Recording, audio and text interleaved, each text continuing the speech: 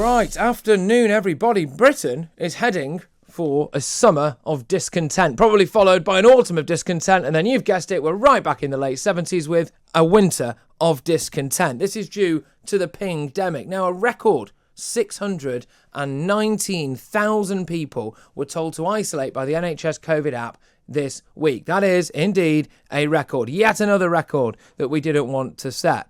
The latest madness out there at the moment, and it is madness, is that police will now take longer to get to crime scenes because so many people in their control room, and indeed so many police officers, are being forced to self-isolate. They've been pinged by this track and trace app. So if you come downstairs in the night to find someone burgling your house, right?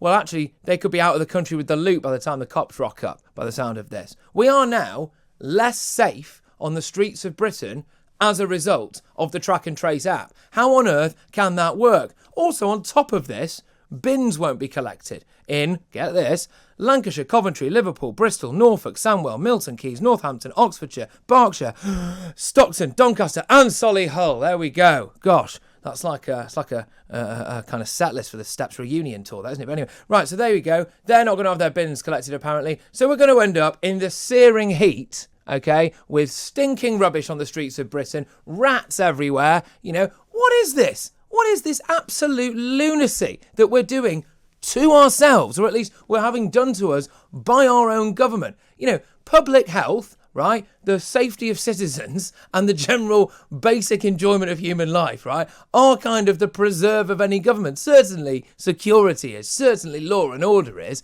and they're desecrating it. Why are we doing this massive national act of self-harm? Supermarkets still have empty shelves. More than 1 million children were forced off school due to COVID-related issues thanks to this app. The leader of the opposition is self-isolating for the fourth time. Very Starmer, that, isn't it? For the fourth time, right?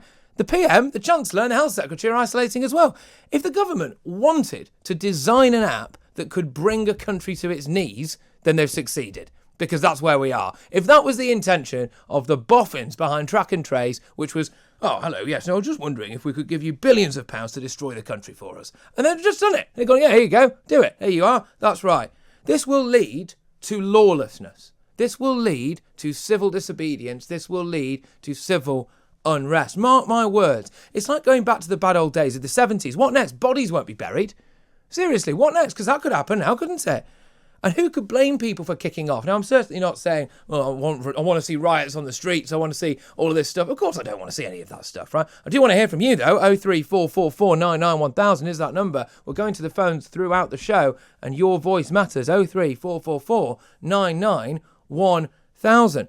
This really is danger territory that we're in now, because if the public see that there's no leadership, the leadership is isolating, the public see that they can't get healthcare, the public see that their kids can't go to school, the public see that their bins aren't being collected, the public see that if you get stabbed on the street, it might take the police a week to arrive, then actually we start to kick off, don't we? We start to get angry. We start to think, hang on a minute, what's going on here? Do we need to abide by the rules anymore? Do we not start to take matters into our own hands a little bit? What do you think about this? And why is our government so content for the sake of making sure the NHS, which won't be overwhelmed, right? So making sure the NHS isn't going to be overwhelmed, which it won't be. It's not overwhelmed, right? It's not going to be overwhelmed. We all know that. It would be absolute lunacy now if the NHS somehow became overwhelmed. But then talking about NHS staff as well, they're threatening a strike if they don't get a bigger pay rise than the 3% offered to them, which surely means people will die. Where do you stand on that? What is happening in this country? 03444991000. We can see the phone lines getting hot at the minute, and I want to keep it that way.